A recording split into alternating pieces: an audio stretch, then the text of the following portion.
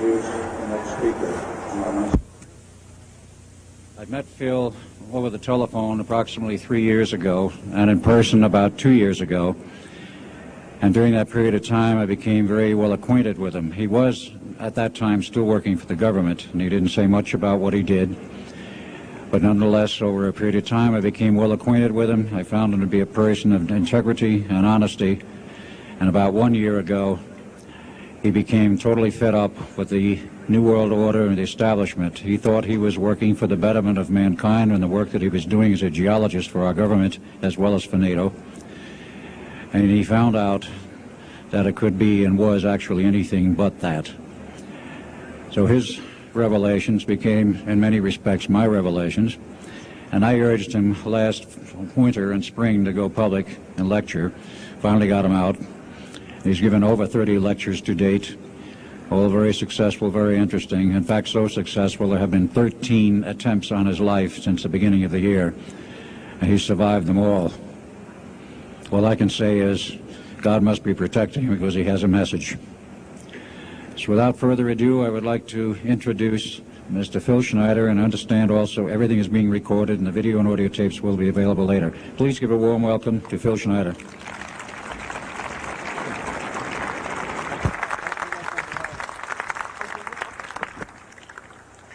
Thanks, Al. I guess I can always start off by saying loose lips sink ships. That's almost a pun anymore. I'm Phil Schneider. I worked 17 years for the United States government as a geologist and aerospace engineer as well as a structural engineer. I worked for such elusive occupations with Boris and Knudsen, Bechtel, Page and Page, Aerospatiale of France, and a host of other, EG&G and a host of other, Los Alamos Laboratory and these kind of things. But rather than bore you with all those statistics, I've got cooked up a real mixed bag here of different topics, and it's might be a little bit like brain overload, but I'll start from the beginning. And like I said, I worked 17 years, co-invented methods of shape charge blasting as well as laser rock deflagration, which means rock is literally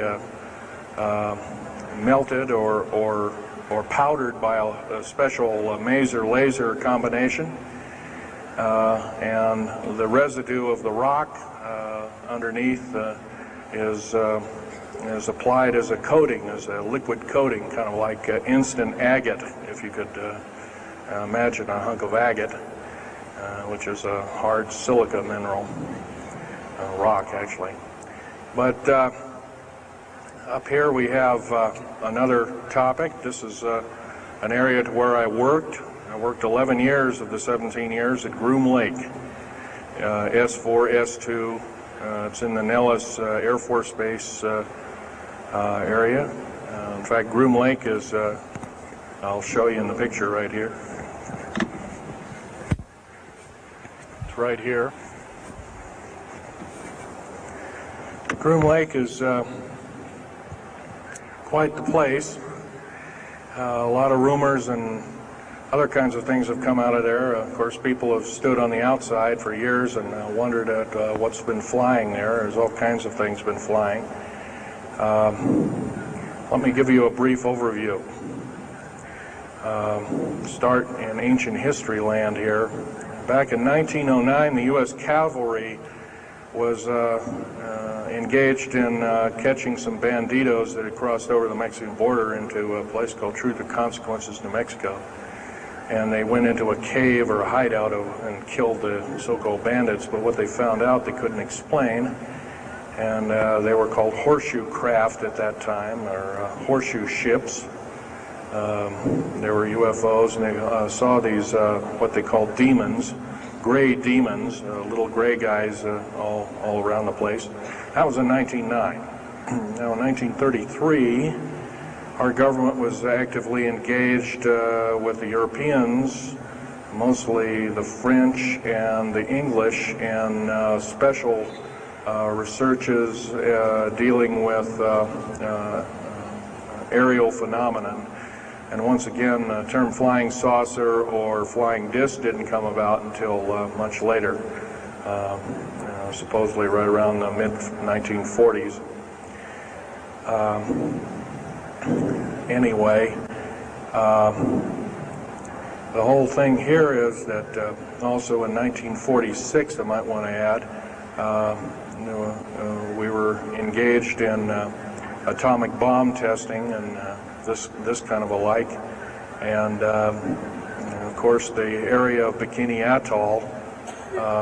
Some of the pictures are over here on the white board, are showing with the actual language of both the U.S. Army and U.S. Navy archives. Anyway, these flying ships were seen as early as 1945, 46. Some of them were called Foo Fighters, and you name it. They were fully known about maybe as early as 1935 or 36 by our U.S. Navy. And there was a shallow underwater base at Bikini Island, and that was probably the one reason why a number of atomic bombs were exploded in that area rather than other areas which they could have been even more remote out in the South Pacific at Operation Crossroads. Well, anyway, this all led up to later on, about 6-8 years later, 1954, during the Eisenhower administration, led to an interesting treaty called the Greada 1954 Treaty. It was the Alien-Human Treaty. And supposedly the aliens had come in and exchanged technology, and they'd want to take an occasional human being and a few head of cows, and accurate books were supposedly to be kept, and all this kind of stuff. And of course, eventually all that broke down, and aliens are notorious for being liars, even greater liars than so-called, in quote, we humans are. So alien treaties are often just not even the pieces of paper they're written on. They're just really kind of worthless. Anyway, my work as a geologist in building underground military bases, some of which are over 2 miles underground. And I think when you listen to Al tonight, if you have a chance to listen to him, he will speak of, Al's actually been on some of the high-speed monorail subway cars, if you might want to call them, that link these bases together. Some of them are capable of riding on a cushion of air about 3/4 of an inch off a rail at a better part of Mach 2. And he's actually been on one of these trains. I've only been in one of the tunnels and helped build some of the tunnels.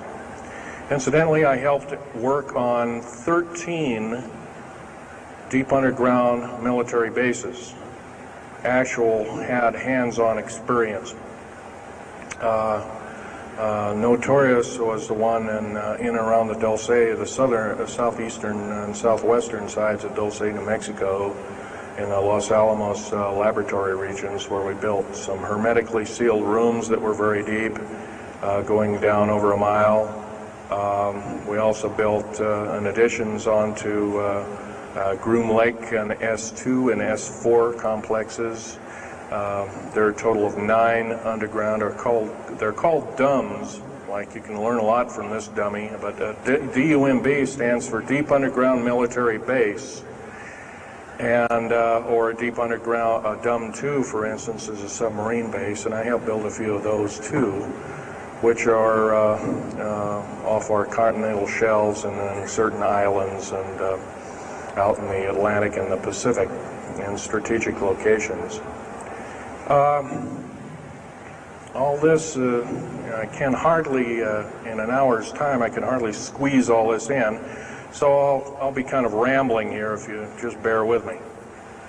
The main topic of my discussion here is to link up basically what's going on with these deep underground military bases, what they're being used for, what is the present situation now being employed both by our federal government, which is slowly being phased out by the United Nations government, as well as the New World, end quote, the New World Order, which is an even higher entity, and who these higher entities are taking their orders from, and try and link up basically what's going on. A lot of us have been kept in the dark. We've been given, maybe most recently over here, photographs of an alien at Roswell. I'll just make a very brief statement about that. The photographs cannot stand up to a computer grain analysis test and therefore are retouched or faked. They're not real. The real one, the real photograph of the charred or dead alien that was, or one of the several that were autopsied, is over here, was given to me by a friend by the name of Skip Frombach of Seattle. And his father worked as one of the principal doctors. He was from Germany at the time, and worked on some of the autopsy material, from what I understand, along with other people. Anyway, you just can't believe everything, and that goes for me. You got to get out there and do your homework. Like I always say, you might, don't put your spectacles on, you put your skepticals on when you listen to me. So if we can have a show of hands here, how many people have heard about Roswell, New Mexico? Very good, almost all. And how many people have heard about the black helicopters and the other kinds of flying saucers type equipments out at Groom Lake and other places? Very good. Well, this obviously is a nice enlightened audience. Most of you have probably seen what a black helicopter is, or maybe even gotten rare glimpses of an F-117A black jet, or stealth, as they're often called, or a B-2 bomber, B-1 bomber, or some of these other sophisticated aircraft that are now being touted as the new technology. Once again, where did we get this new technology? Well, obviously we've had a little hand in that. Our little alien so-called buddies, have kind of exchanged things, not without a great cost. The cost of which has been a lot of people have disappeared. Some, and I'll blow this statistic by you, there's, according to current FBI and Defense Intelligence Agency and CIA statistics, 100,000 children and 1 million adults disappear every year, and these are not kidnappings or murders or rapes or suicides or anything, totally unaccounted for.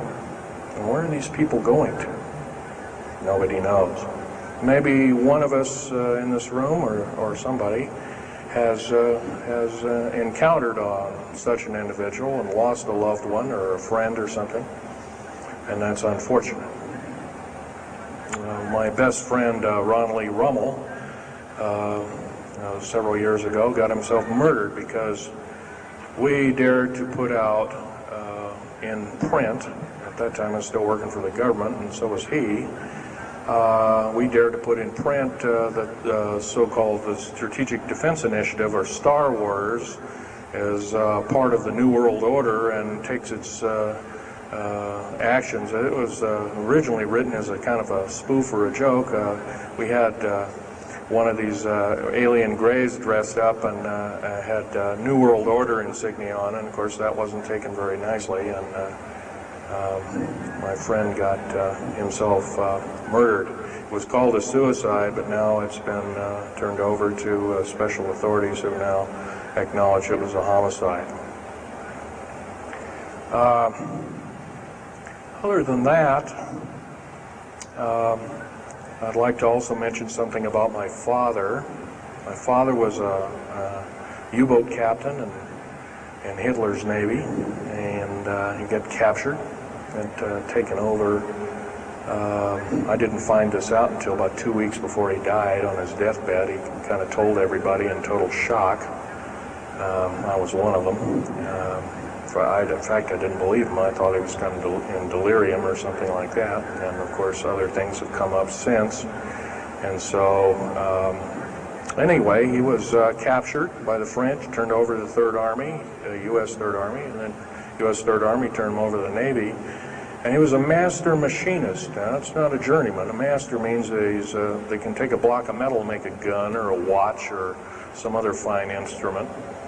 And he was a master machinist. He later became an MD doctor and part of the aerospace medicine group of the United States Navy. Was instrumental in helping build the USS Nautilus and its first nuclear-powered predecessor, the Enterprise, the first nuclear-powered aircraft carrier, and other ships like it. He pioneered all the ways in building very small and miniature nuclear engines, and he even helped later on in his life, he helped develop the infamous grid bed nuclear motor, which is now employed in some things that look like flying saucers that people claim are flying saucers. Yes, we, in quote, the United States Air Force and other armed forces, are training other European forces to fly unidentified, or now identified, or, in quote, flying saucers. We've actually built several prototypes that are flying under names of black craft. My position as a geologist and engineer got me to see a lot of things in the world. I've been in over 70 countries. Also worked for NATO. I carried a level 3 security clearance with a rhyolite factor. Rhyolite is a hardened factor, only given out to a handful of civilians and maybe a couple of hundred military men worldwide. I thought I was doing the nation, United States, as well as the world a favor by, I thought I was kind of keeping my end up. Well, it didn't work out that way. I was to later find out that these underground bases are now being employed as strategic bases for, in case there is martial law in this country. Right now, our military professors that used to be in war colleges and the like are training people like ex-Russian KGB and Spetsnaz people right here on American soil. I've seen it with my own 2 eyes, along with other people, other geologists. By the way, I'm still a geologist, still do geological survey work. However, I don't work for the government anymore. I took my security clearance and all my government stuff and cut it up and sent it back to the, pardon my French, SOBs. When I found out that a number of these 131 deep underground military bases are being used to subvert the Constitution of these United States and its people, I says, that is enough. I can't possibly be connected. Oh, well, Mr. Schneider, you can't quit, they said. Well, I says, yes, I can. I'm an individual, I'm going to quit, and I'm walking off the job. And he says, so I got arrested and casually told, well, you got to finish a job. And so I caved into that part, and I finished 3 weeks, and then at that time, my father was dying, and I was allowed home, and I never went back for my paychecks. Don't intend to either. These people are beginning to show signs of being our utmost enemy. I'm talking about military people now engaged in training foreign troops on American soil, clearly against the Bill of Rights and the U.S. Constitution. It's why we formed a government, why our forefathers formed a government, a republic of these United States in the first place, way back 200 plus years ago. Because the drawing and quartering of soldiers, taxation without representation, law by edict, otherwise known as today's version, executive order, among other things. The very reasons that we became, in quote, free, a free republic, a free society, possibly one of the greatest nations to ever be a nation on this earth, were instilled in our founding fathers that are now so far away from the people now running our federal government structure. So I'm here today to touch upon a number of subjects. One being that these underground bases, roughly over 3 of them per state. There's now, instead of 12 prison camps, there's 39. That's almost 1 per state. They're building 2 prison camps every 7 months. They're building 2 underground military bases every year. Each one of these military bases, by the way, these underground military bases, they cost somewhere between $17 and $26 billion. They employ 1,800 to 10,000 workers each in varying grades of skill. They gobble up totally through the black budget, over 1/4 of the black budget, or roughly $310 billion. Of course, you may say, you know, where are these figures coming from? Well, the black budget, as we know it, in quote, black projects, which anything called black is significant of hidden from Congress, hidden from the American people, and very few people are even in the know about it at all. But black budget per year garners over $500 billion a year. And it's these kind of huge quantities and sums of monies are garnered through CIA drug activity, National Security Agency clandestine operations, mostly in Panama and South America. Now also engaged in Russia in bringing and refining strategic metals. By the way, you might want to ask, where's all these kind of interesting new metals coming from? Over here on the white board we have the new periodic table. It's got 140 elements. Now in our high schools of today, I was in a high school about a week ago, I saw a new periodic table had 105 elements on it. Now somewhere we're not being told the truth. We're being lied to at every turn and every corner. We're considered less than morons.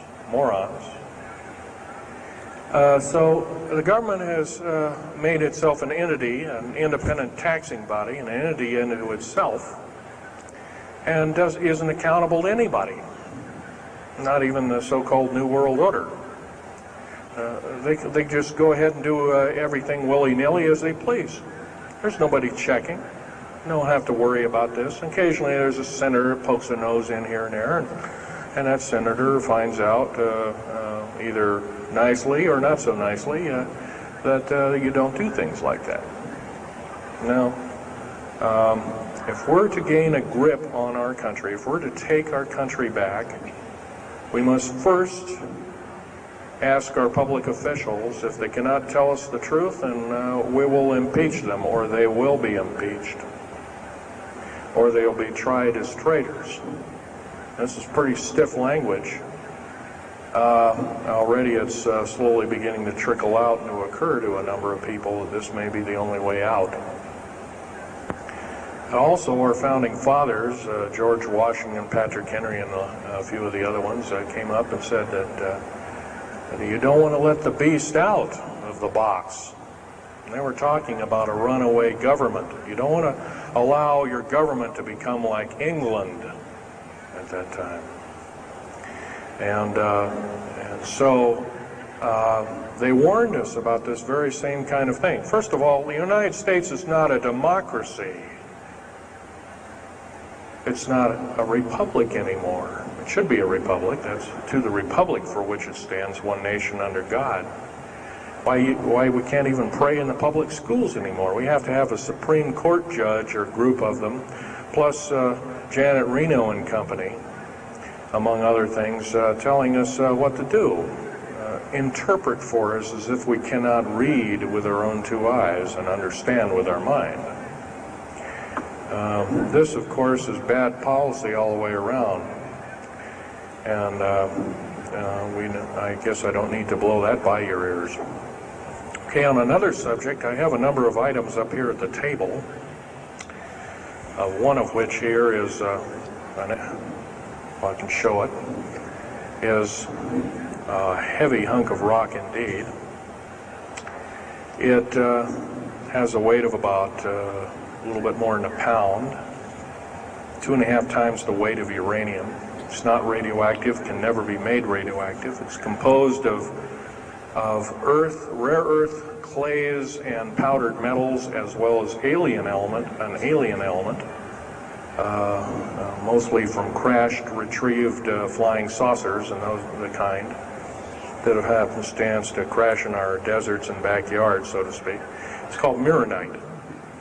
This is employed in every stealth aircraft, every black jet throughout the black budget. Also in the very small quantities in the skins of black helicopters. Mironite.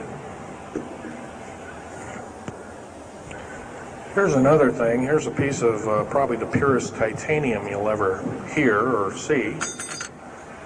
It's so pure, it's also composed with other alien elements to make it extremely tough. It's capable of withstanding temperatures in excess of 7,000 degrees Fahrenheit.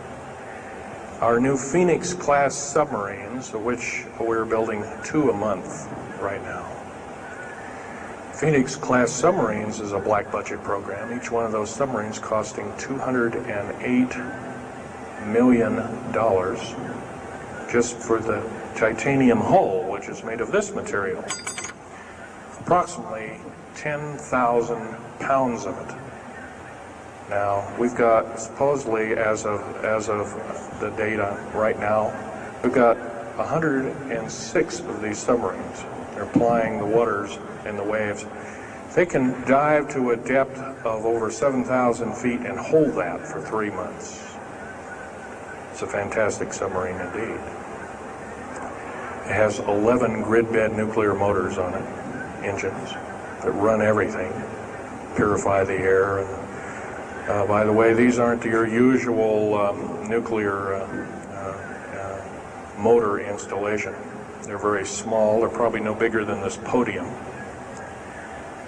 weighing less than 3,000 pounds, putting out as much as the equivalent of 3 aircraft carriers of the Enterprise class. But these Phoenix-class submarines are getting this metal. Now, where are we getting the metal? It's being stockpiled in a number of strategic locations.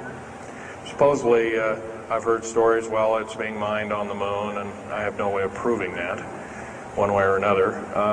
I think we're probably getting it from Russia, or refining it in outer space. What are we shuttling? Basically, a shuttle. A secret shuttle flight, 1 a week now, is going up and back. What are they shuttling? Well, obviously, they've got kind of their own little laboratories up there, space station, and all this kind of stuff.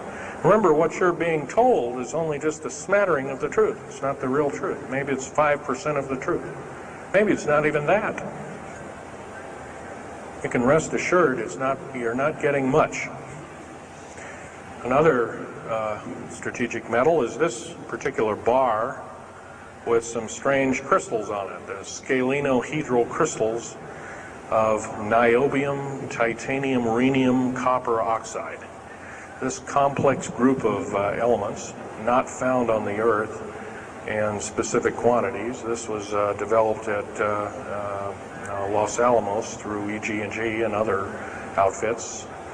Are employed in all black jet aircraft, all of them, including the, in quotes, sport model, the little flying saucer we occasionally see over at Groom Lake. And by the way now, if we happen to be with a video camera, you know, taking pictures of the so-called area around Groom Lake, it's now, you can get your equipment confiscated, your car, your house. You're considered the same thing as a drug dealer, and you'll go to jail for 5 years, up to 5 years, and $1 million fine. I personally don't think this is what I'm hearing.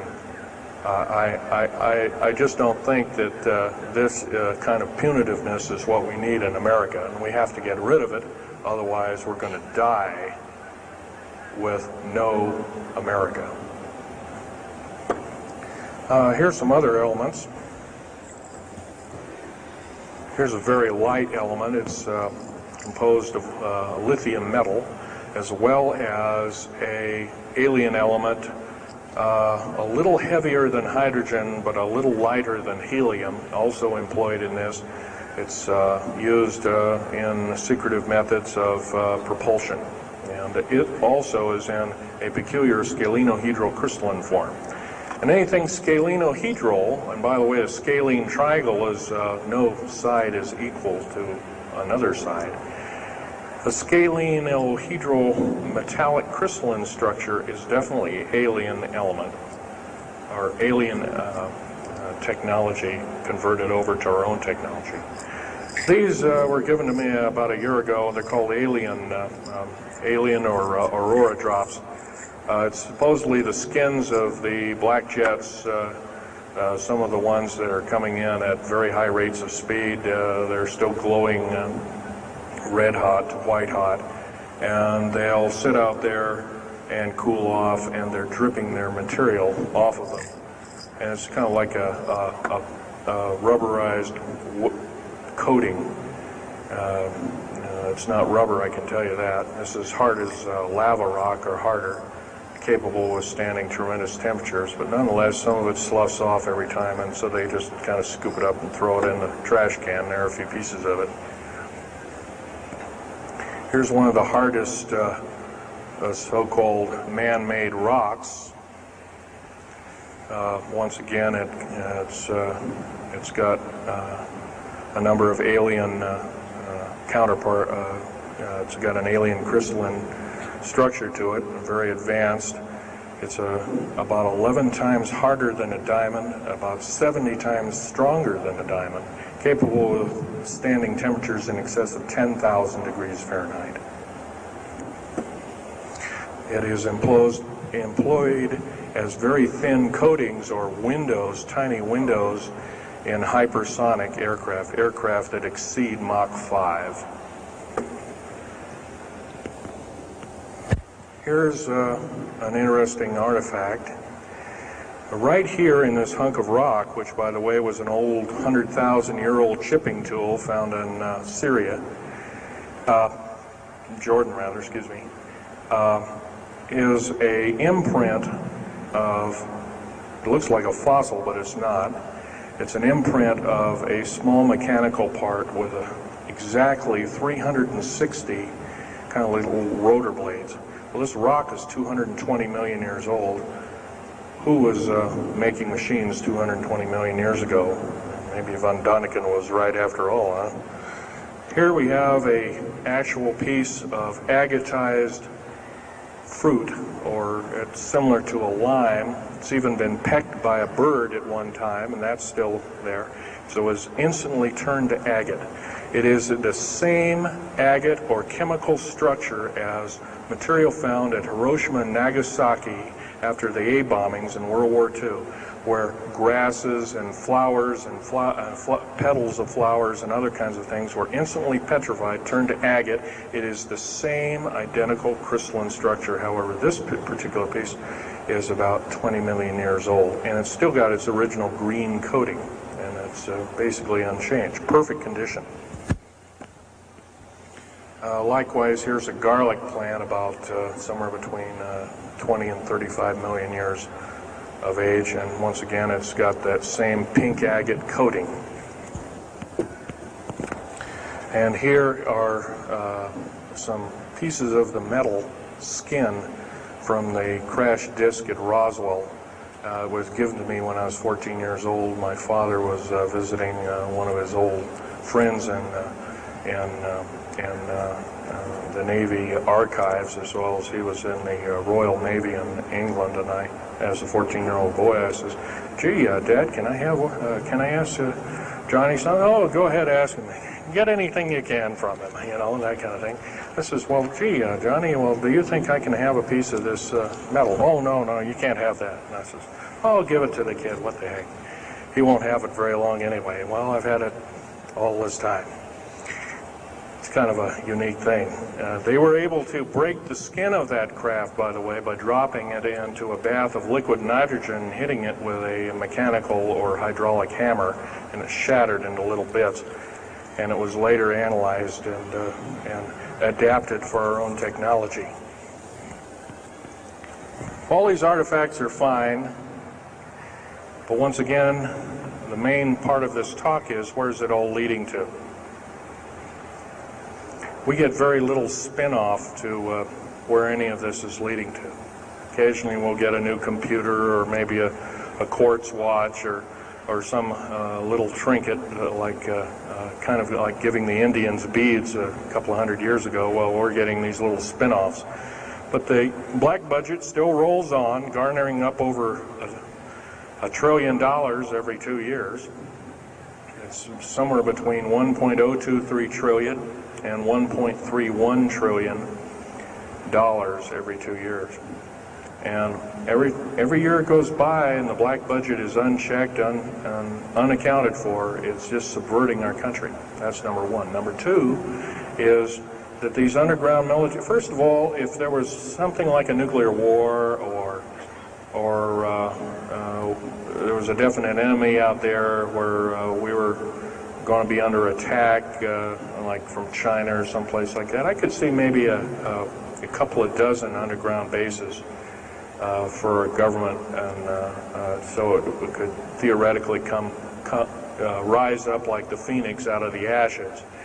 Well, not 131 of these, and if you were going to so-called round people up and put them in prison camps, what a better prison camp than underground, where nobody knows where it is anyway. So once again, these underground bases are most likely been planned as underground prison camps and slave labor factories for the New World Order.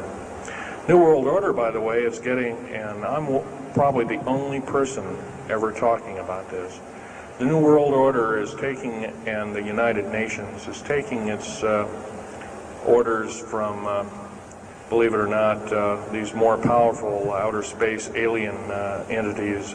We might call them the large grays or the small grays. Sinister forces indeed. And you might want to say, well, gee, how come we don't see more of this kind of thing? Well, you can just imagine. If you're only being told 5% or less of the truth, that isn't very much to go on. That's one thing. Another thing is, you don't find very many people coming up here and letting you have hands-on experience. I'm going to try and do this to you. However, I do ask you to go out and do your homework and keep doing it. Don't necessarily believe in what I'm saying, but get out there and talk to people. Whether it's just a couple of neighbors or friends or something, get out there and talk. Because one will tell two and two will tell four, and then pretty soon you have a whole room full of people that are in the know. And then from there, wonders can work. Other than that, as far as changing the black budget and these clandestine programs, public opinion is only going to be going to do that, and it's going to take millions of us. But we have to be informed. And to do that, we have to be doing what we're doing now, gathering and talking. And, of course, most of us are adults and can weed out fact from fiction. Most of us are responsible adults and know the difference between fact and fiction and how to use it or how to abuse it. And so we therefore have to continue to keep studying and keep talking. If there's just me out there, and believe it or not, there aren't very many people like myself out there talking. I've given over 30 talks in the United States, Canada, Japan, went over to England, went into Japan kind of illegal, came back the same weekend. They flew me in and out, but gave a talk to a number of their execs, and they were very interested indeed. Now, if this was all a bunch of poppycock and hooey and poo-poo, I wouldn't be listened to, be given an audience by these people, but evidently I have. But 13 attempts on my life since the first of this year. There's a number of you ladies present, so I won't gore you out, but Al has seen some of the wounds, and there's a few other people that have been to a few of my other lectures, and they can attest that I have been shot. I've been run off the road, I've been pushed off the road, I've been mostly shot at, and that kind of thing like that. But been in hand-to-hand combat with some of these people, and once again, I'm not in the best of shape anymore, but I still know how to handle myself. And I'm just about ready to wrap things up here, but just basically wanted to give you an overview of what's happening. And if we have any questions, we can start asking a few questions. Okay, here's a gentleman way over here. Would you please speak up loud?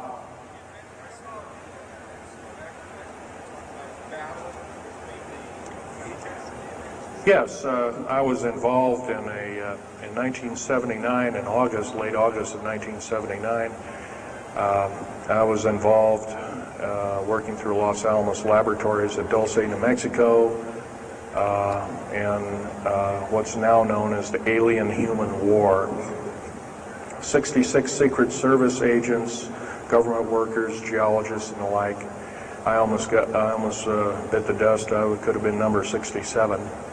Lost their lives that day because the government lied and knew full well what was underneath. And what we'd done is, out in the desert there, we had drilled in a period of a couple of days, we drilled 4 of these holes that went down several thousand feet, and one of these holes kept bringing up dirty dust and putrefying odors and broken off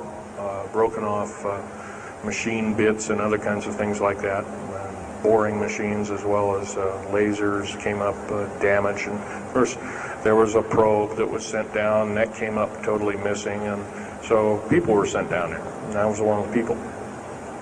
And when I got down there, of course, the odor was, and remember, I was in a spacesuit type environment. All I had was a small tool belt with special sensors, a small rock hammer, and a rucksack for mineral specimens and other kinds of things like that. And I had my little pistol. And being an engineer, didn't have time to carry a big hunk of pistol like most of these Green Berets carry, stuff like that, black berets. I carried a little Walther PPK with a 9-shot clip. As soon as I got down this hole, standing about from me to this gentleman over here in the front row, about 10 or so feet away, 7 feet away, something like that, was one of these 7-foot-tall stinking alien guys, and I didn't waste any time. I said, I'm not fiddling with you guys, and boom, away you go.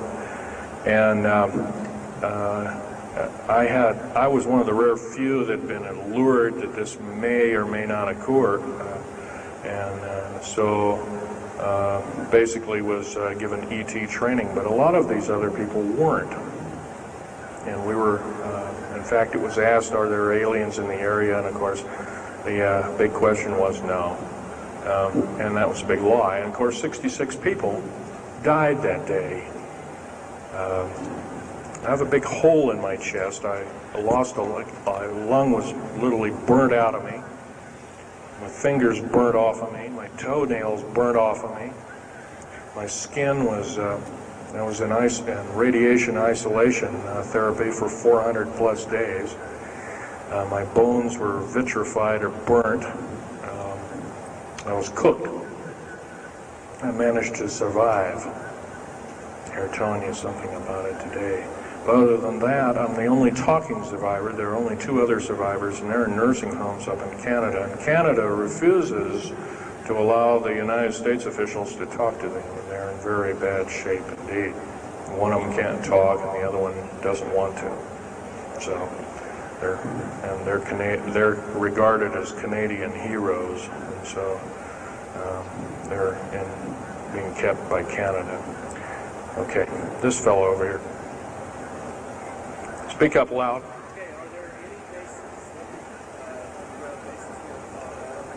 Actually, yes, there's several. In fact, as I was coming to this talk, I was supposed to be here by plane, but there was a subsequent foul-up.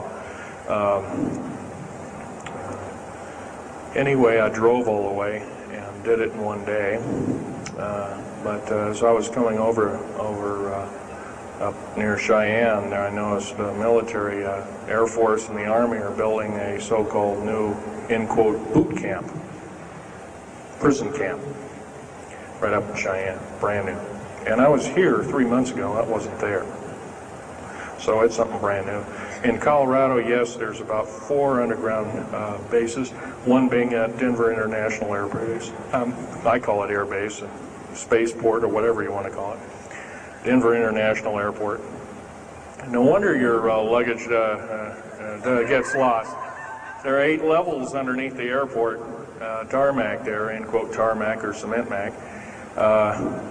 And so those bags could be there for a damn long time. Why, just imagine if this was instantly turned to agate 30 or more million years ago, those bags could very well be the same way.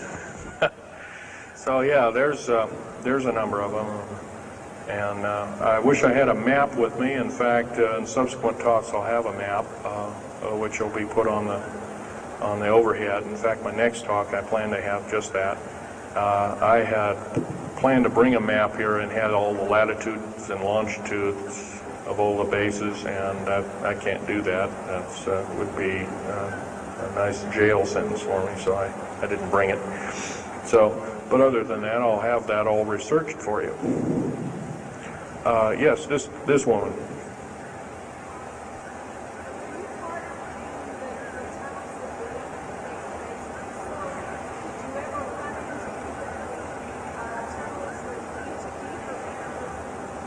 Yes, as far as there being an inner Earth, a hollow Earth or anything like this, no, I've never run into anything like that. However, Al Bielek has been on these tunnel trains at the better part of Mach 2, going from coast to coast in an hour and a half, faster than any jet plane that we got, including the SST, or thereabouts, the same rapid speed. But I helped build a lot of these tunnels, and all of the underground mountain or military bases are connected, all of them, all 131 of them. They're connected both by road, not a big freeway under there, but it's at least a 2 to a 4 lane road, rather narrow lanes, but they're there, and they're also high-speed magneto-leviton train tunnels. Yes, this lady over here. Stand up and speak up, please.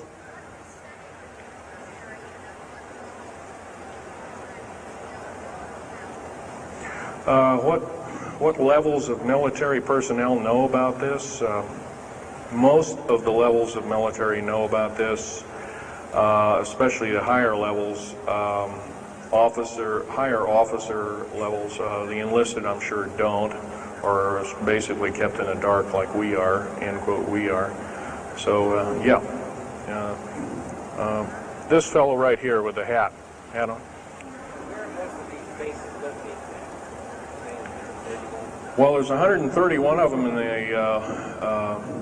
the United States, 127 of them in the lower 48. There's some in Canada, I'm not counting those. And some in northern Mexico, I'm not counting those either. They average about 4¼ cubic miles hollowed out underground, an average depth of 5,700 feet underground. Average cost $17 to $31 billion each. They employ anywhere from 1,800 to 10,000 people. And some very large ones now being built in Sweden, one of which is repudiated to be 30 cubic miles. It'll take 5 years to build that one at a cost of about $2 trillion. And that's all being supplied by the United Nations. Yes? Anybody over here? No?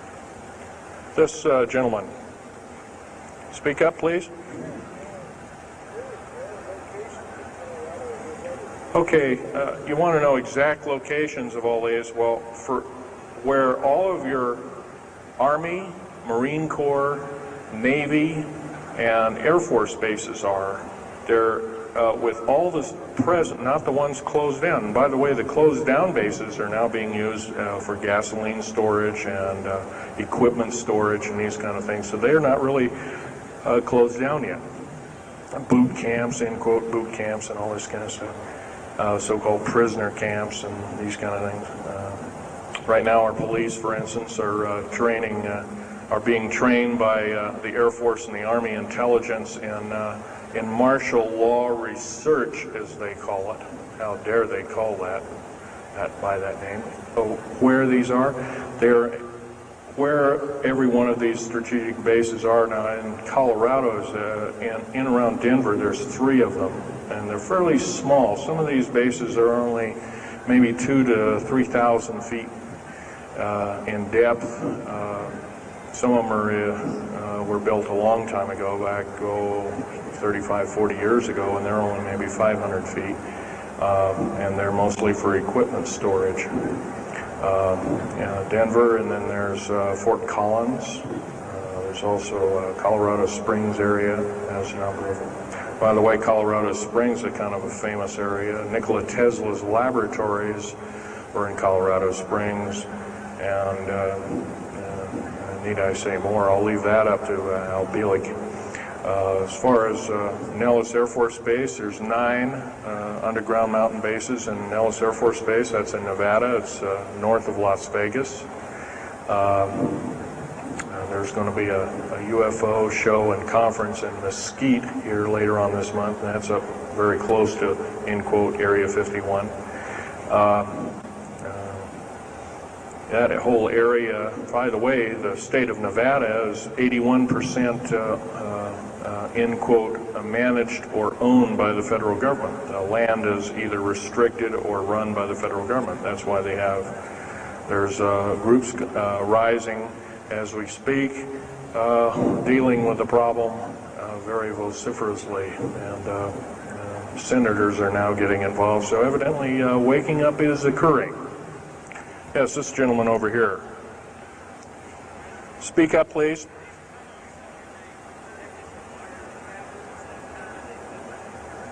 Okay. Yes, they are. The gentleman asked, are these tunnels connected to large caverns? Yes, these large bases are basically like this Coliseum. Everything's underground. Everything's a city underground.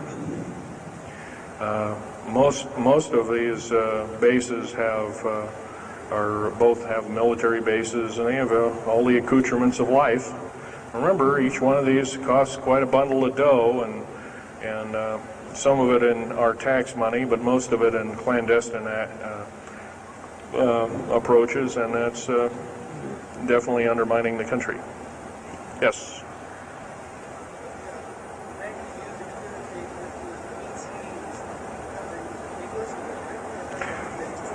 Well, some of them have a difficulty in understanding our language. It's too slow to them. if you've heard whale songs or bird chirpings at high speed, it's about what these aliens sound like audibly to us, so it's a bunch of gibberish. Yes, they've slowly actually broken down. There's 11 prototypes or 11 civilizations of aliens visiting this planet all the time, all of which are known by the U.S. military, 9 of which are not very good indeed. They're pretty bad news. 2 of which are benevolent, but the benevolent ones have supposedly left. They have their own little war of sorts, especially the Pleiadian groups and whatnot like that, of which Val Thor was repudiated to be a Venusian, but other people will alert he looks more like a Pleiadian. He looks normal human, except he's got 6 fingers and toes. He's got one oversized lung. He's got 2 hearts. He's got all kinds of weird stuff. Bones are bigger. Yep.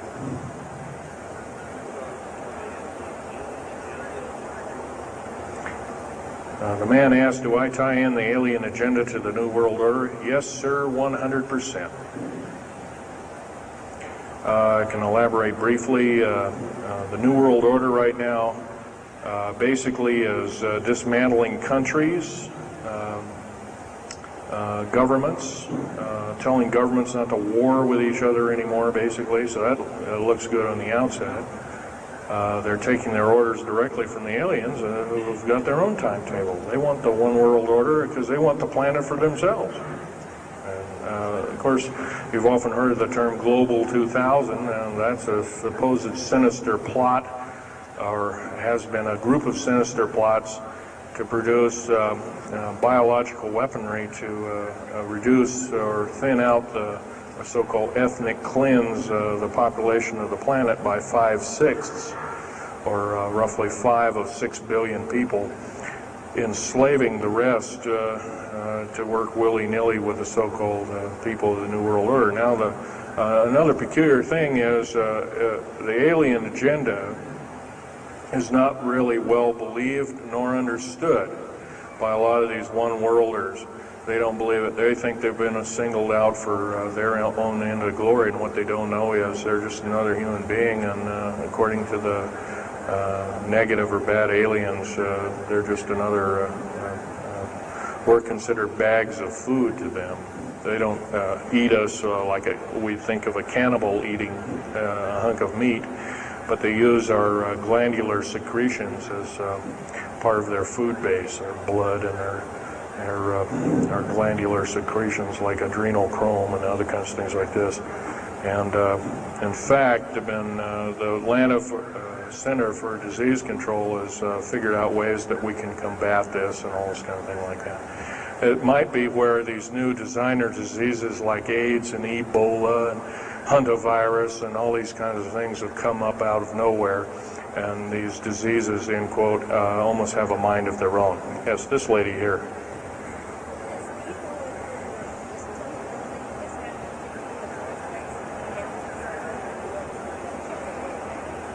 Okay, lady asked, is the tunnel building having an effect with earthquakes? Yes, it could very easily be, although got to remember a lot of these underground bases are constantly being repaired, and so a lot of people have to be hired. As far as the U.S. government, second part of her question was, is the U.S. government modifying our weather? Yes, that's an affirmative.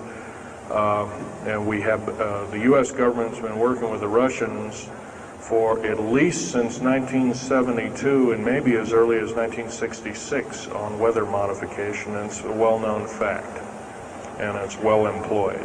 And by the way, they can literally weather modify a hurricane or a tornado out of existence. And the reason they don't do it is pretty obvious.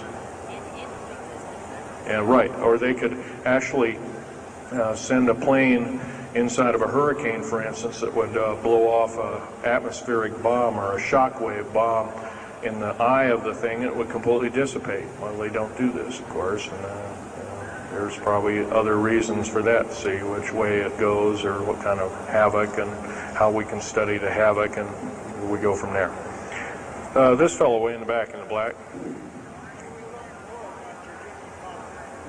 How do we learn more about our general topic? Well, there's this particular fellow, his name is Richard Souder, PhD, wrote a book recently, Underground Bases and Tunnels, What is the Government Trying to Hide? That is one book. Then we have here's a popular science article, Secret Air Base. The government doesn't want you to know that Groom Lake, supposedly Groom Lake doesn't exist. Well, I guess if it doesn't exist, then me talking about it, I guess I can't be arrested or anything. I'm just full of poppycock here. Well, the editor, one of the editors of Popular Science that put this article out is now in federal prison. Then there's a book that called Stealth Fighter Pilot. These books are available. I got this one at Dalton's. This one actually was sent to me by the publisher. I did some test piloting, and the only thing I test piloted was would run the aircraft back and forth on the runway, the special runways they built at Groom Lake. There's a picture of me in uniform. And I can go on. And these publications are out now, and they're available. Yes, this lady over here.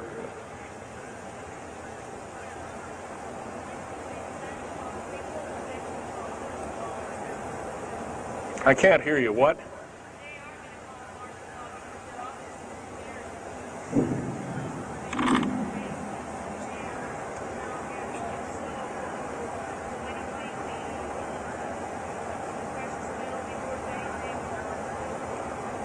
Okay.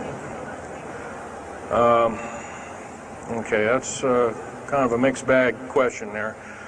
She asks, with martial law being called, will precious metals and all these kinds of things. First of all, hoarding anything will be outlawed. If you hoard food, have a radio, any way of communicating, stash gasoline, these kind of things, you would just be rounded up and that'll be the end of you. Martial law is martial law. Martial law is dictatorship of the worst form, or one of the worst forms. And her other part of the question, if I got it right, was when's the alien takeover? Well, the alien takeover right now is, and probably will be for probably the next 20, maybe 30, 40 years, will be basically in the background. The idea is to get the one world beast-like government order in place and to thin out the population of the planet. And then, of course, then all heck will break loose from then on. And whether it is, I don't often mix Bible and talk, but some people have alerted, well, this is already mentioned in the Bible, blah, blah, blah, and all this kind of stuff. Well, that may be, but all I can tell you is I've been face to face with one of these sinister characters, or a couple of them, saying the least, and most people would, just the shock of them seeing such a thing would cause them to not be in very healthy frame of mind, as physical as well as mental. This man here in the blue coat.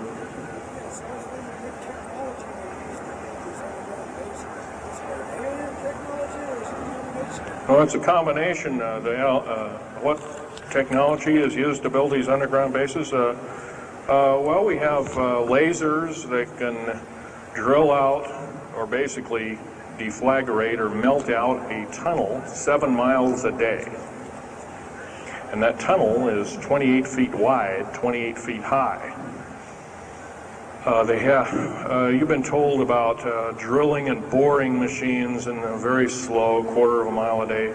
Most of that went out in World War II. Most of that's all World War I or World War II era materials. And once again, you've been badly lied to. I can hardly believe, first of all, I've worked on public engineering projects, and we do better in grinding up road beds and laying them down at the rate of 4 miles a day, and supposedly that doesn't exist. Well, I worked on one in the state of Oregon just a few months ago, and we built a tunnel for sewage tunnel and whatnot like that. It wasn't very big. It was about 6 feet across, and I drilled right through solid rock, right through base of under one of the hills in Portland for their new light rail. Did that in 2 days. But it was a small, complex tunnel. It was big enough for a man to crawl through and inspect. I was one of the people that inspected, so yeah. What technology? A lot of this is alien technology, readapted for our own use, but a lot of it's our own ingenuity too. So you can bet, how can you tell alien technology? Well, anything that's just absolutely outlandish, like taking a oxyacetylene welding torch and trying to cut into this metal and getting nowhere, obviously would be metals research, aircraft research and the like, and different tools and products, which things that are many times the hardness of diamond or known hardened substances like boron. Obviously, that's nothing that we came up with on our own. What we could have over a several hundred-year period. But you've got to remember, too, that the military technology is outstripping the public sector technology at the rate of 44 to 45 years of technology for every calendar year, every 12-month calendar year here. So every year going by this time in 1996, the military technology will be roughly 45 years more advanced than where we are today. So it's quite possible that way back in 1943, the U.S. Navy not only caused the ship to disappear, it literally disappeared and reappeared. Basically, military technology right now is about 1,200 years more advanced than public state technology. And computer technology right now, it's off the scale, I can't tell you. It's just right now, and employing just in black jet and stealth aircraft, the new computers are so completely advanced that we couldn't get them in the public sector for maybe another 40 or 50 years. Yes, this lady here.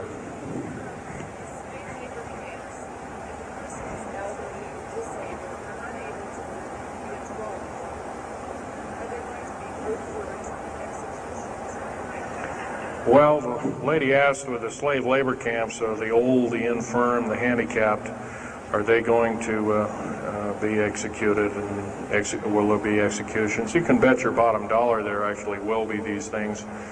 I wish I knew more, but I don't. I've had my own agenda to kind of keep up and talk about. But other than that, yes, I would imagine so. If you look at all the 39 prison camps that are presently built, and they're called boot camps, by the way. And of course, these new trains that they have 143 shackle placements per train, they're a scary thing indeed. You know what they're called? They're called United Nations Prisoner Transfer Cars. Oh, that's an appropriate name, I guess. Well, we got to wrap it up here. They're telling me it's time. I'll take one more question. This lady over here.